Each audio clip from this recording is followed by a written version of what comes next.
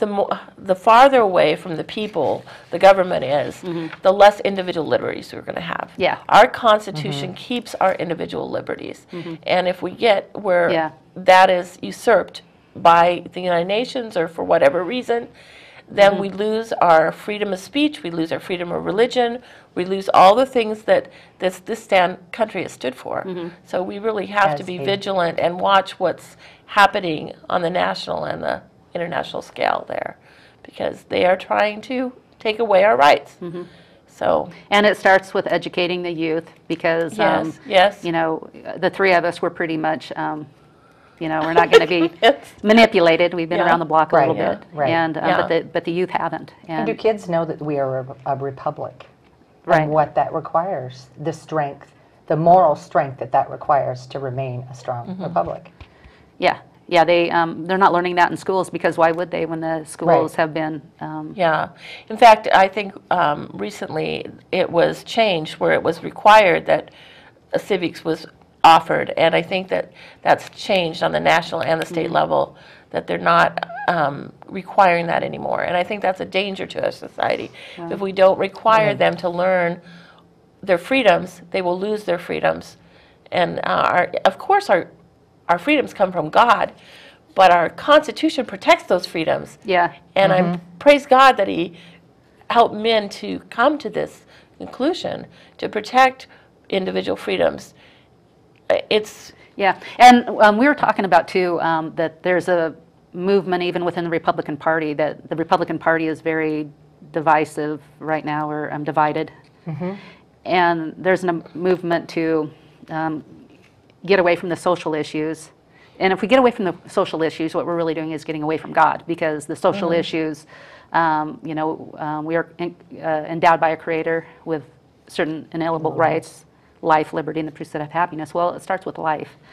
And, you know, basically, I mean, God's not going to be involved in our nation if our nation is full of abortion and things like that. And, you know, and I always want to say, every time I say this, is there's so many people who have been manipulated by that, and God has full forgiveness for anybody who's ever had an abortion. And I want to get to you soon, but I just I want to mention one thing before we get to that.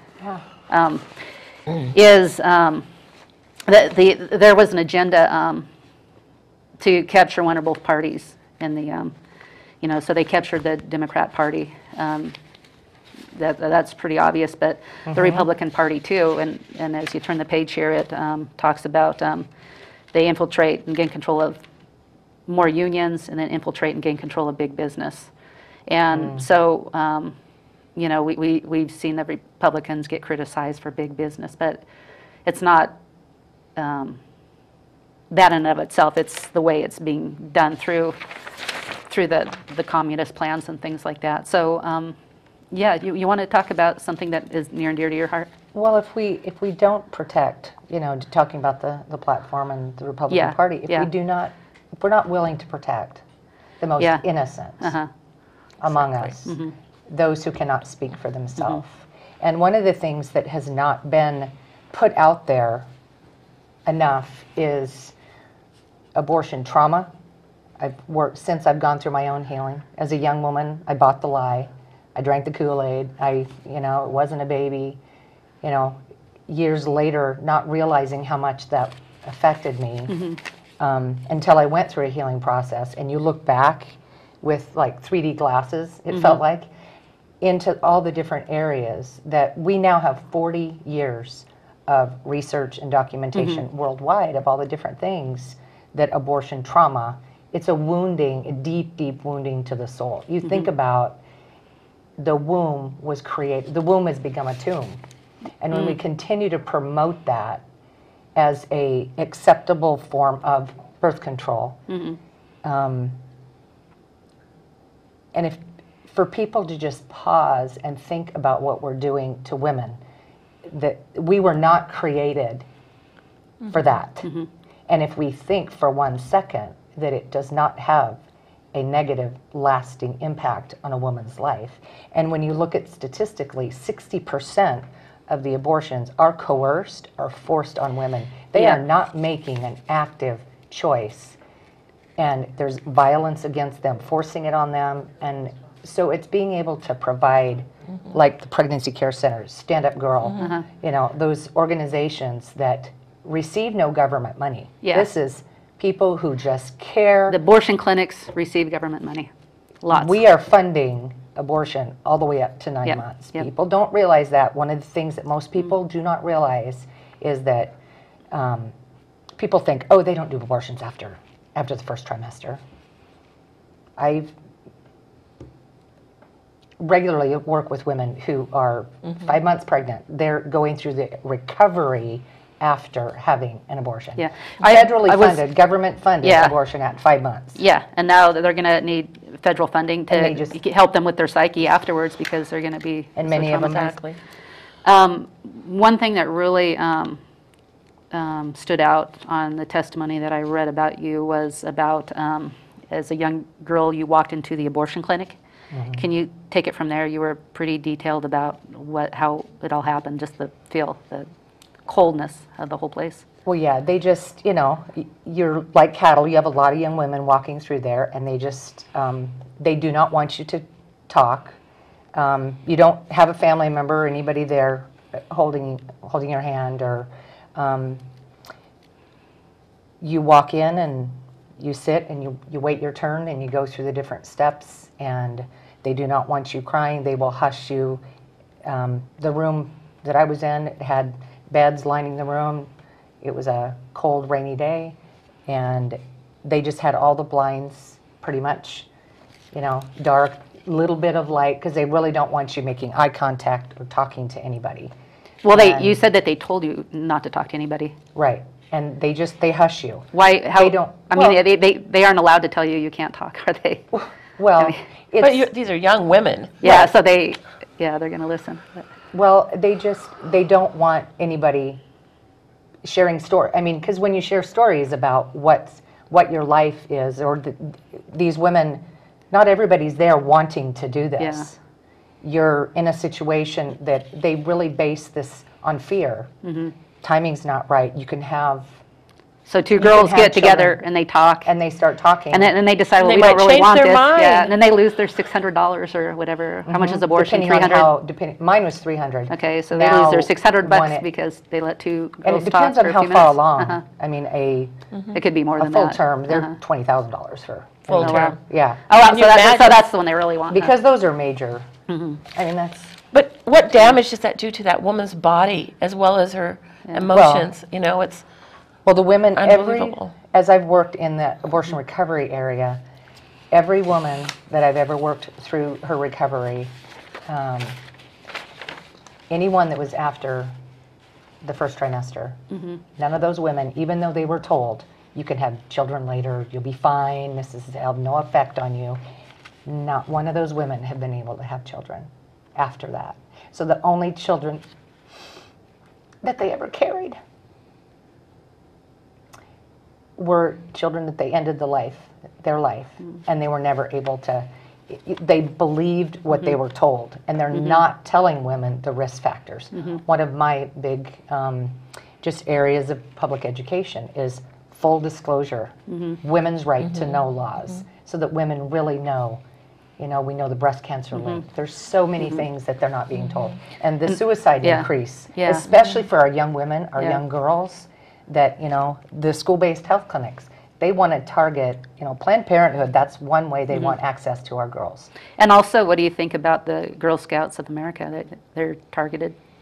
I think they're being used. Yeah. For one thing, when they sell their cookies, most of that money goes to the administration. The kids aren't the problem. The administration is. Yeah. And they are trying to, they are Using using the them, like you money said, to support Planned Parenthood, to encourage, and they encourage participation with the girls at some point. Yeah. But most of the parents don't know Yeah. that this is another area where people need to be informed. Yeah. And, you know, follow the money. And from what I've noticed, just in the couple of experiences that I had with a couple people I know, I was like one of the few people that said, don't have an abortion. And they just needed somebody to say that. Yes, and yes. So, Be the one. Be Yes. the one to tell them. That's a great yeah, campaign. yeah. You And, know, and, the and, one. and I've seen, and I see the babies now, young kids now, and I know that one of the reasons why they are alive is because of me. You spoke up. Is because I spoke up. Yeah. They need to be empowered for life. Yeah, and I want to encourage everybody to do that. Yeah, I went to a baby shower last weekend for a young woman that first day I met her was meeting her when she left the abortion clinic, 5 months pregnant. They told her if she walked out the door, she would not be able to come back to have the abortion. Wow. We connected her with an adoption like a car agency. salesman, huh? Yes, exactly. It was fear, Fortunately, she had the knowledge, being a nursing student at University of Portland. She was able to ask them key questions, and I don't think they were prepared for it. And when she basically, she knew that they were lying to her. That was one of the things that prompted her to walk out. Good. And she said, why should my son be punished? Yeah. And so it's just a beautiful thing to go to the baby to shower. go to the baby shower. Just happier than she's ever. She's just good. A joy. Yep. Awesome. So here it says support any socialist movement to give centralized control over any part of our culture, education, social agencies, welfare programs, mental health clinics, abortion clinics. School-based health clinics. School-based health clinics. Yeah, we and said there's education. Good things that I think. It's not all bad, and there's innocent people in the middle of it, and right. So yeah. I mean, there's good and well-intentioned people, but when people don't understand some of these agendas behind it's the agenda. Is being, Yeah. That's the scary part. When people are just, and even in Mein Kampf, it talks about you sell them on the big lie. Yeah. And if you repeat it enough, and you repeat it enough times, people think it's true, and we're getting that. So yes, we are. So they want to get control of the schools, use the schools as transmission belts for socialism and communist propaganda. I mean, they say this: gain control of student newspapers, use student riots, Ferguson, to foment public protest.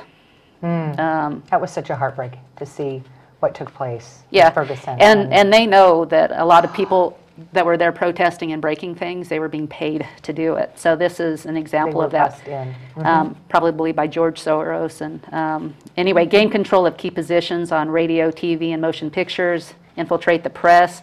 Well, we wonder why the press is so... yes. And so they use mobs, and they use moral decay, and they use the church to play the big role in the moral decay, because the church was the backbone of the nation, and if they can break the backbone, they can break the nation. And so they broke down cultural standards by promoting pornography. More pastors are addicted to pornography than aren't. More pastors. We need to pray for our pastors, and I'd like to think that the pastors who are struggling in this area, I know some of them feel bad about it. Yeah. They really need to step down. And there's help. Because yes, there's help out there. There's help, but don't go out. The enemy keeps them in shame. Yeah. And that people would. But our nation cannot go on with this type of problem happening in the church. And this was, and they also want to present homosexuality as a natural, normal behavior, eliminate prayer or any phase of religion expression of any kind, in the schools, which I already did that, 1963, I believe. Oh wait, this was 1962. Okay. They want to centralize power, which is obviously we're seeing that now. And they want to use mobs to rule and or to promote their agenda, which is what we talked about. And we're out of time, darn.